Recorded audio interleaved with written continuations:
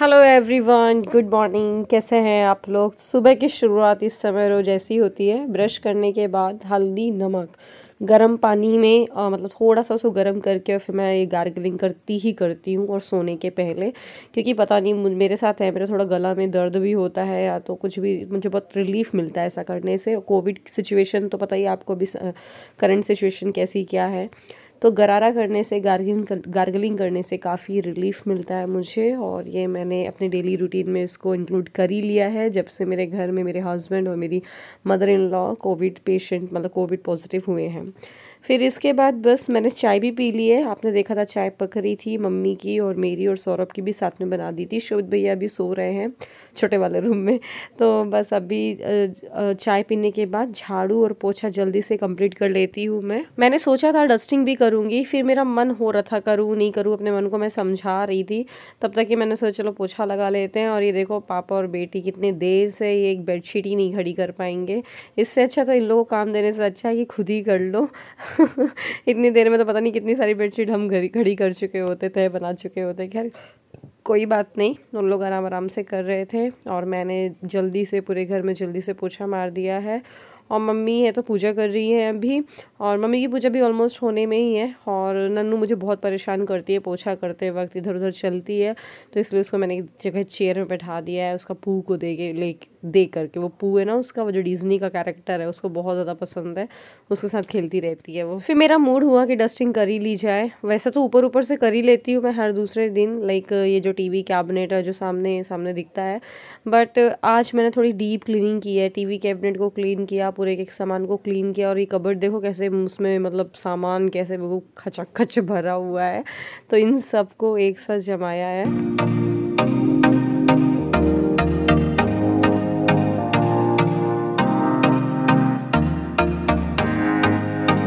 तो ये देखिए क्लीनिंग हो चुकी है पूरी। कबर्ड मैंने अलमीरा मतलब एक सी जमा दी है, शो केस बोलना चाहिए, और बस ये पूरा जम गया है।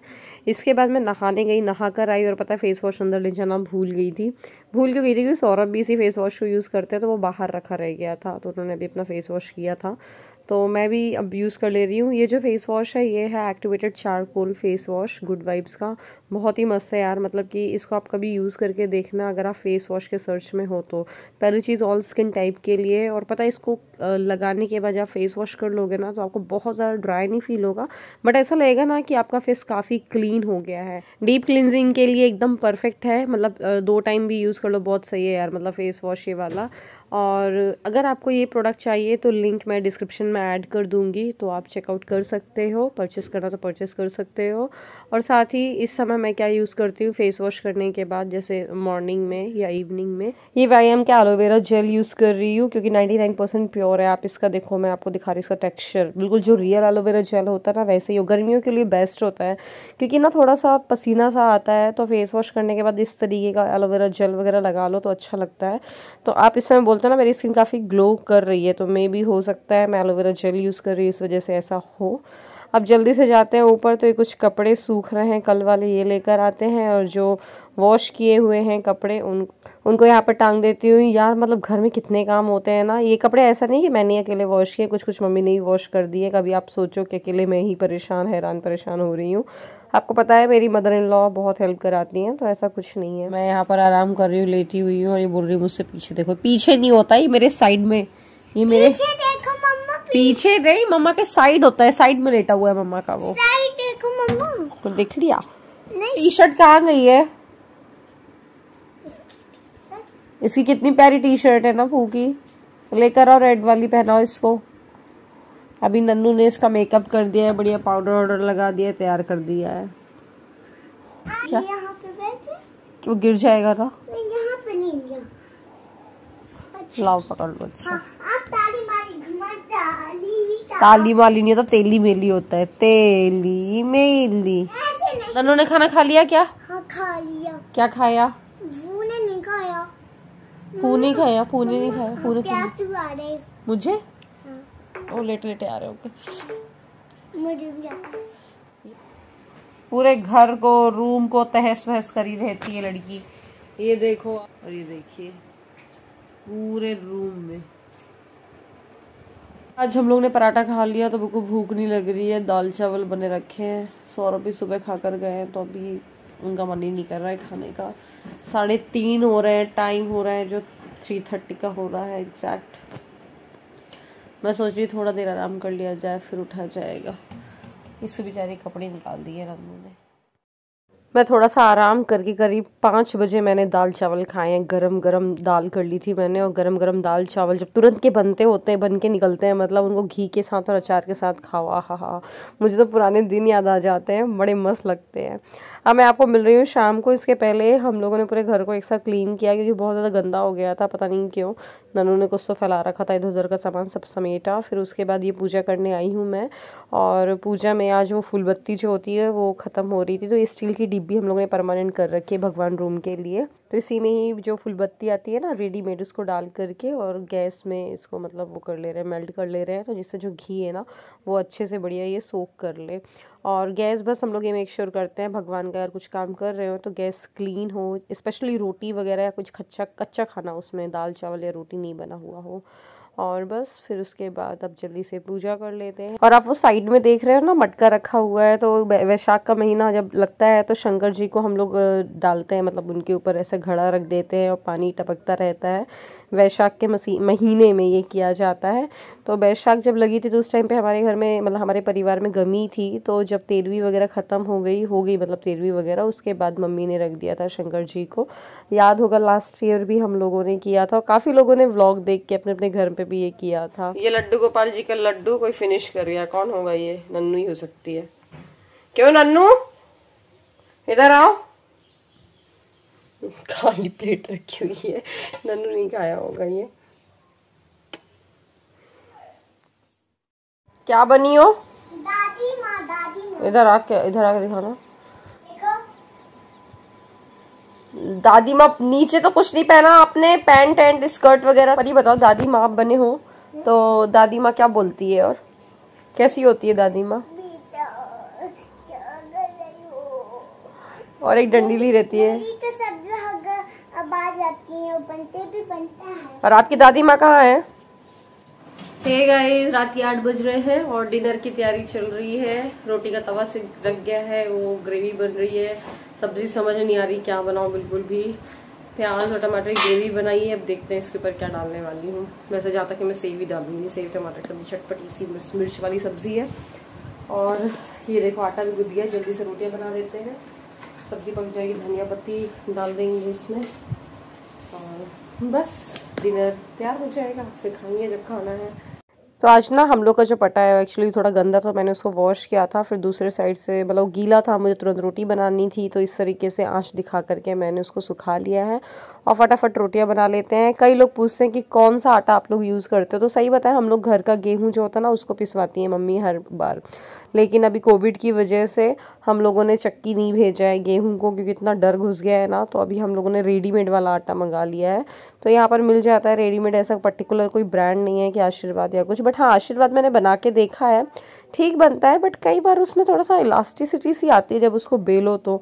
मतलब पहले जब मैं इंदौर में थी आशीर्वाद वगैरह ही बनाती थी और कोई ऑप्शन ही नहीं था वहाँ पर, या पतंजलि का बनाती थी रोटियाँ।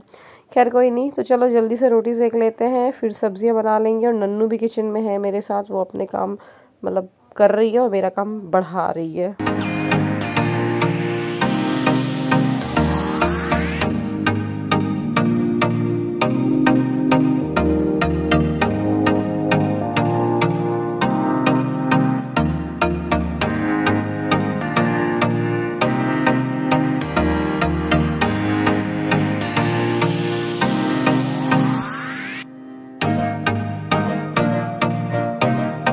तो मैं ये भैया की प्लेट लगा दे रही हूँ कि घर में केवल आज भैया, मैं और नन्नू ही खाने वाले हैं। तो ये तो स्पाइसी बना दी है मैंने सब्जी, नन्नू को देखते हैं कुछ और खिला देंगे।